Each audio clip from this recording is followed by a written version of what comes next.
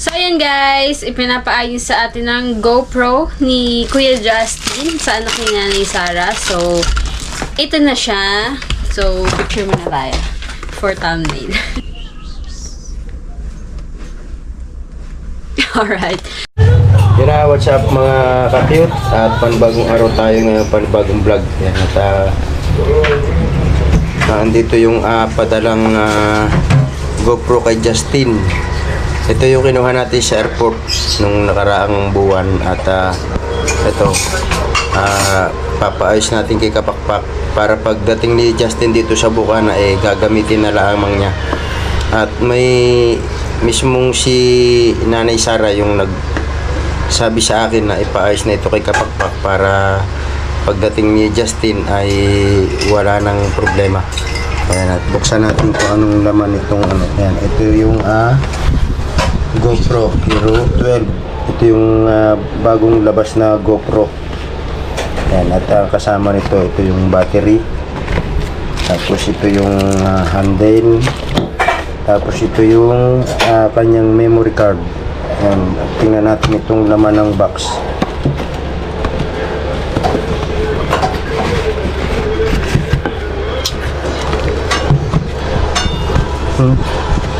Yung ganun lagayan ano ba ito? Styrofoam ata ito eh. Ayan, ito yung mga ano niya, manual at saka warranty. Ayan, ito yung ano. Ito yung walang kasamang handle Ito lang yung handle na ano. Ayan. Ito yung GoPro. Ha? Wala talaga yung kasama handle. Bakit ito? Binili yan. So ayan, ito yung mismong GoPro.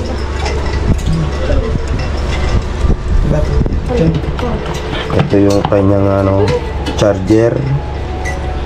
Ito may kasama ng ano dito, battery. Tapos ito yata reserva. Ayan. Tapos ito yung mga ano niya, ito yung pag kailangan ng ilaw o kaya panlagay sa helmet.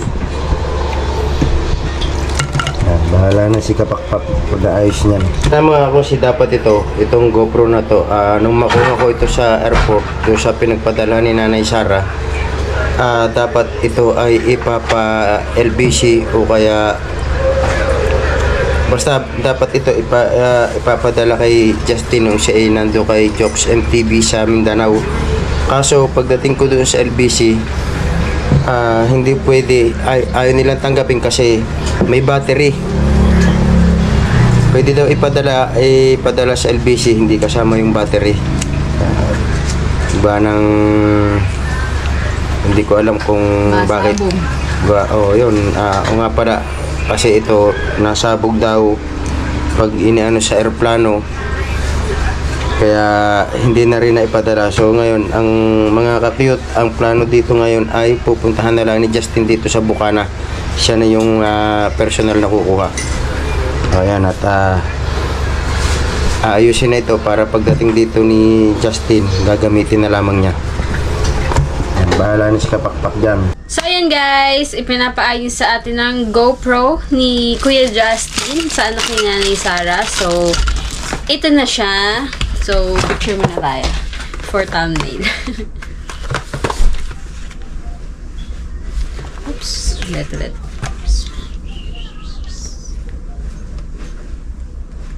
Alright. So, mag-unbox tayo, no? Pero na-unbox na siya ng tatay kanina, pero ipinasok ko ulit. So, madilim. Nandito ako sa kwarto. Diba? Wait lang. Ayan. Baba natin konti. Ayan. So, iba yung ano niya. Wala siyang bug. Sa amin, ano na siya parang, hindi naman siya styro. Parang papel na matigas. Sa amin, ganito. Pero may kasama pa siyang bug. So, ito yung GoPro Hero 12. Sa tingin ko may kasama mga handle yung sa Tatay Lando. Hero, na siya, 9. Yan, ang akin is 11. Ito yung sa akin. Yan, GoPro Hero 11 yung akin. Ito is yung pinaka-latest, 12. Pero wala naman siya pinagkaiba.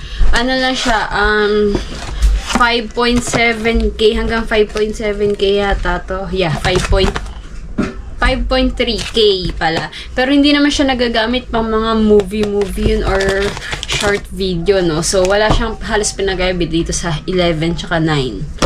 Dahil 1080 lang naman karaniwan ang ginagamit na resolution sa pag-vlog. So, sayang. Dapat ano na lang, hindi naman ako bumili, no? Pero kung ako bibili, ano na, okay na yung Hero 9, GoPro 9. Dahil 1080 lang naman siya. Tsaka may ano pala siya, mas stabilize siguro siya. Pero yun, may kasamang mga stickers. Yeah, pwede siyang idikit sa helmet. Karamihan naman ginagamit, dinidikit sa helmet or sa laptop or sa likod ng cellphone. Yan. Tapos ito yung mga manual. And wala siyang warranty card na kasama. Your camera must be updated before you can use it. Oh, i-update pa pala natin siya. So, ito yung charger and ito yung kinakabit sa helmet or paglalagyan ng ilaw. Tapos, ito yung battery niya. And ito yung tornilyo niya. And ito yung pinaka-GoPro. So, buksan na natin. Lagyan muna pala natin ng battery dahil wala pa siyang battery. White. Color white yung battery niya. Ang ganda. Katulad sa akin. Yung ano kasi puro blue eh.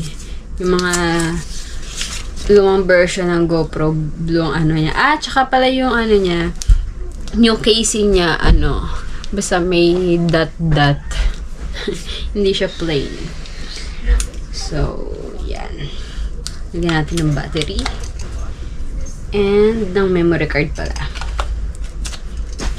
Right. Sana makikita nyo. Dilim kasi. Hindi ko masyadong maaninawa ang itsura ko. Ano tayong gunting. And 128 gig ang memory card niya.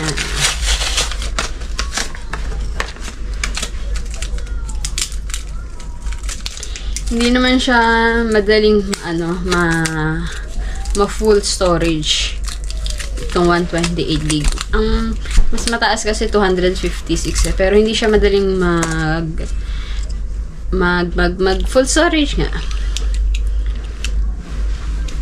Maliban na lang kung diretsong 2 oras mo siya gagamitin walang patay, no? Pero pangit naman mag-vlog ng ganun. So, yan. Open na natin. Dito yung bukasan niya. Yan. Ayusin muna natin. Uy. Kita ba? English. Ano ko muna. Ano ba tawag dun? Turn on to control your camera using voice. Voice control. Voice control is set to English. Confirm. 20% battery life or 10% when connected to power. 350 MB free space required. Ba't ganun? 350 lang. Yung update. Confirm.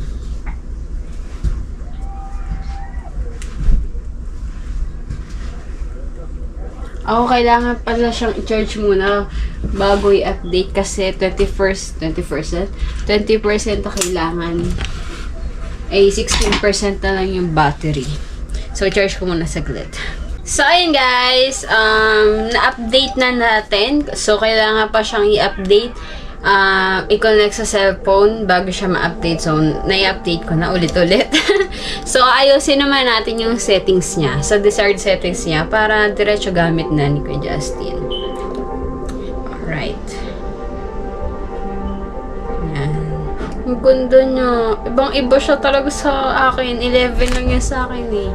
Ibang-iba sabi ko kanina. Halos pares lang. Pero iba yung screen niya. Nakakalito. Okay na siya. Sa akin kasi, sa iba kasi na, katulad dito, wait lang. Katulad nito, na lalagay siya kung anong gusto mong resolution, kung 1080 over 60 FPS or 30 FPS. Ito sa akin ginagamit ko 1080 tapos 60 FPS. Ito sa tatay, itong gamit na yan is sinet ko siya ng 1080 and 30 FPS lang ito. Automatic na siya. pipiliin mo na lang yung basic quality. So, automatic naka 1080 na siya. Tapos, standard quality, naka 4K resolution naman siya. Tapos, yung highest quality is 5.3K. So, dito lang tayo sa basic quality, dito sa 1080p. Pero, hindi napipili kung anong FPS, kung 60 or 30. So, talikutin pa natin. No? Yan. Ito, nasa gilid. Bukod siya ng settings na pindutan. Ano yan? Mamaya. So, iset natin siya ng 60 FPS para kapag gusto niya may slow mo siya, mas maganda yung quality. No? So, 1080, 60 FPS na to. Ang bilis malobat. Ba't ganun? Nung binunot ko siya 23%, ngayon 13% na lang siya. So, controls.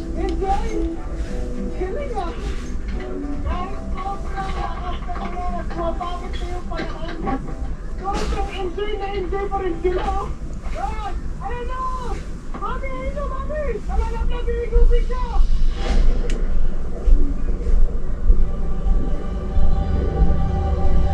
Date and time. 6:15, 7:17 PM. Alright, ang galing, naka-update na. So, ayan, okay na. Okay na siya. Ang bilis lang niyang kalikutin. Ang bilis lang niya ayusin, no? Ayan, okay na yung resolution niya. Naka 1080 via 60 FPS na siya. And, ikakamitan natin yung handle. So, ito yung handle na binili ni Nanay Sarah. Bukod tong binibili. Alam ko. So, banana handle yata tawag to. Parang yung banana boat, no? So, ito siya. And, ang gagamitin natin tornilyo is yung kasama sa box. Ito. So, ikabit na natin siya. Maganda, dito naka-ano yung tornilyo sa kabila. Kung mapapanood mo to, Kuya Justin. Yan. Di ganyan siya, itatapat mo lang siya sa butas, no? Tapos, dito mo lagi siya ilalagay yung tornilyo. Huwag dito. Huwag dito sa kabila. Kasi pag bubukasan mo yung anuhan ng battery, mahihirapan kapag nandito yung tornilyo. Oh. Nakaharang dito sa bukasan. So, dito na lang siya. Sa kabila. Sa kabilang side. So, lagay na natin. Ginagamit tong handle na to sa pag nagdadagat ka, no? Dahil lumulutang to. And mas maganda sana yung ganito, yung nagiging tripod siya, yung nabubuka, para pwede mo siyang ilagay kung saan mo gusto kapag may gagawin, kapag kukuhanan mo lang yung sarili mo. Nakaganyan lang siya. So, okay na din ito. Pang samantala. Pero if ever, pwede ka mang bumili kay Justin. Meron niya sa Shopee madami. So, ayun na. Okay na. Taba. Pang dagat siya. Ganito ang ginagamit pag nagdadagat. Alright. So, okay na. And ito yung extra battery. Open natin. Try din pala natin kung gumagana. No? Pero bago naman siya bilhin na, tinatry muna siya. Pero, try din natin in case. What color is this? Green?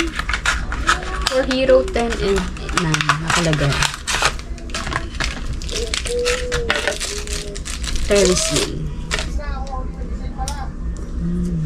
Green ang kulay niya, neon green. So, lagay natin. Patayin muna natin.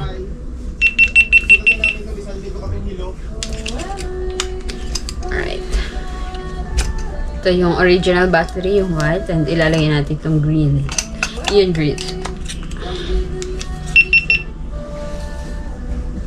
Oh, 1% lobat na. So, i-charge natin to parehas.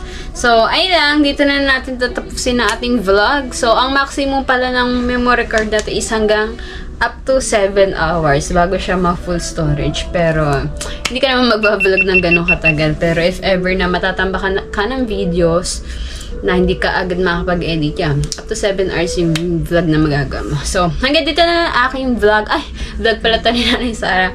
Bye-bye! Thank you for watching!